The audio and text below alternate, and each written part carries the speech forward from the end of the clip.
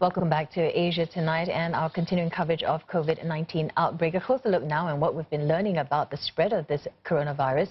And Martin Hibbert is Professor of Emerging Infectious Disease at the London School of Hygiene and Tropical Medicine. Thank you very much, Professor Hibbert, for joining us.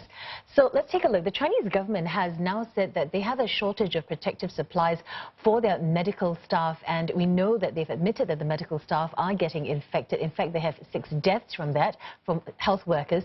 Can you help us explain how virulent COVID-19 is?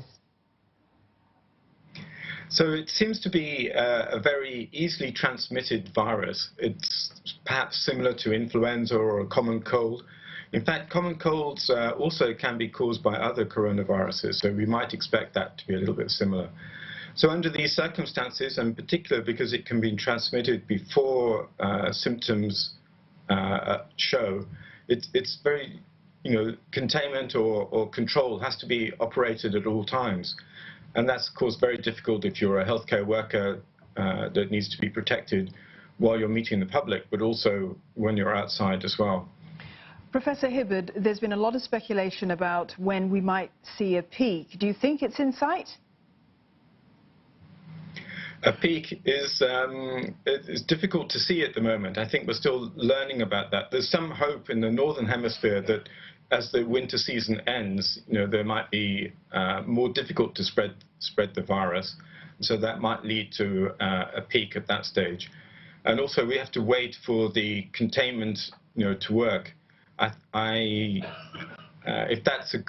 that works well, then we might see a peak as well. Otherwise, without containment or without control, there's going to be a lot more people infected, unfortunately. Well, speaking of a lot more people infected, Professor, what should the Chinese government and, in fact, other governments elsewhere do next now?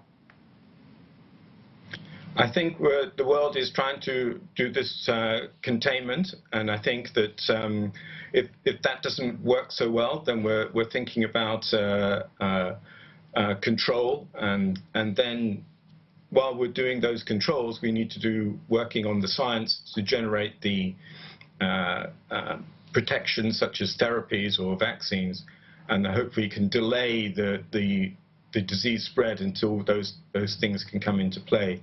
Otherwise, people need to start focusing on those at most at risk, those people that are more likely to get the severe disease.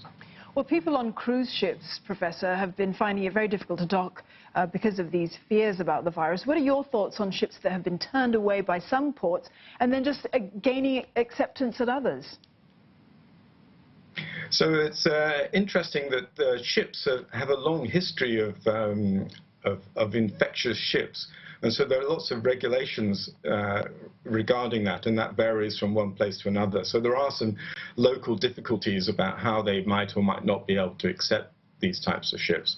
But I think Japan is showing very clearly that if you do accept a ship, under appropriate conditions, you certainly can control it. And there's no reason why a ship might be different to any other containment facility which places are using for quarantining. All right, thank you very much for your perspective there, Prof. We've been speaking to Professor Martin Hibbert, Professor of Emerging Infectious Disease from London's School of Hygiene and Tropical Medicine.